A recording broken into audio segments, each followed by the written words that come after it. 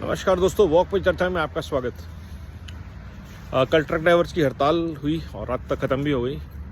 और यही चीज़ जो बार बार प्रधानमंत्री जी कहते हैं कि हमारी मानसिक गुलामी जो है, अंग्रेज़ों की गुलामी की जो हमारी मानसिकता है वो ख़तरनाक है। हमें भारत की संसद द्वारा, भारत के एमपीज़ के द्वारा बनाए हुए कानूनों पर विश्वास नहीं है। और विश्वास है भी तो उस विश्वास को बार बार हिलाया डगमगाया जाता है कि आपके फेवर में नहीं है। और मैं बताना चाहता हूँ ये hit and run case specially जो है ये क्या होता है।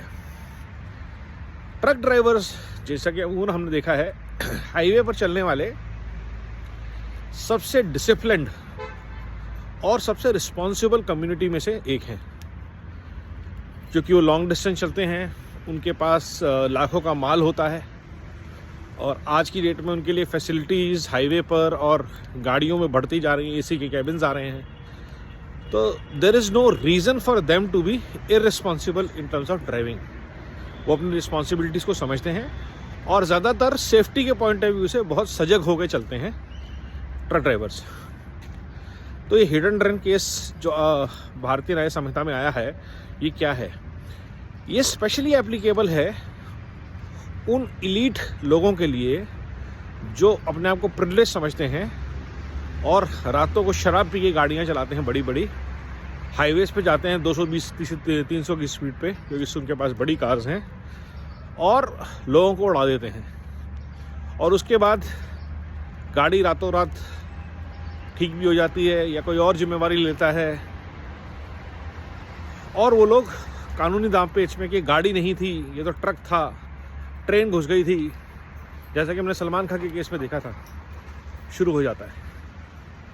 तो अगर भारत को ऐसे हादसों से बचाना है, कानून के ऐसे माहौल से बचाना है, तो ज़रूरी है कि हम इस चीज़ को समझें, इस चीज़ को ख़त्म करें कि कैसे हम इस चीज़ को आगे बढ़ा सकते हैं।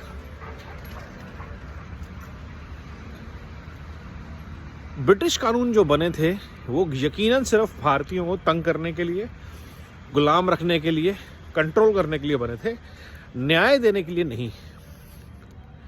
अगर सड़क दुर्घटना में किसी का कोई मारा जाता है, प्रियजन, परिवारीजन, बच्चा, बुजुर्ग, तो उनकी एक क्षति होती है जो कि अपूर्णीय होती है।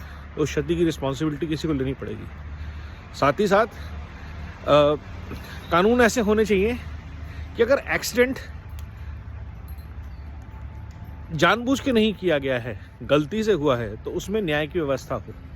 और ऐसी सारी व्यवस्थाओं का ध्यान भारतीय न्याय संहिता में रखा गया है। ऐसा हमें विश्वास होना चाहिए कि पहली बार भारत में एक ऐसी सरकार है जो भारत के लिए, भारतीयों के लिए सोच रही है। लेकिन जैसा कि मैंने अपने पिछले वीडियो में कहा, यज्ञ होगा तो राक्षस विघ्न डालने आएंगे ही। और ये राक्षसी प्रवृत्तियों वाले भ्रष्ट परिवारवादी लोग हैं जिन्होंने पहले सीए के अगेंस्ट प्रोसेस किया, किसानों को झूठा किया, उनके साथ मजाक किया, और किसानों की भलाई के लिए बनाए गए कानून वापस लेने पड़ गए सरकार को दबाव में। ऐसे ही वो महिलाओं के अगेंस्ट, युवाओं के अगेंस्ट, हर एक के अगेंस्ट काम करते हैं, हर कम्युनिटी के अगेंस्ट, और उनको भड़काते हैं ताकि कहीं वो सजग होके देश निर्माण के काम में जुड़ ना जाए। तो ये हमें ध्यान रखना पड़ेगा और ऐसे लोगों से हमें बार बार बचना पड़ेगा और इनको मुंह तोड़ जवाब देना पड़ेगा कि आपकी जो विघटनकारी सोच, घृणा से उत्पीड़ित सोच और देश को नुकसान पहुंचाने वाली सोच है, उसका हमारे भारत में, आज के भारत में कोई भी अंश एक्सेप्टेबल नहीं है। धन्यवाद। वंदे भारत, वंदे मातरम।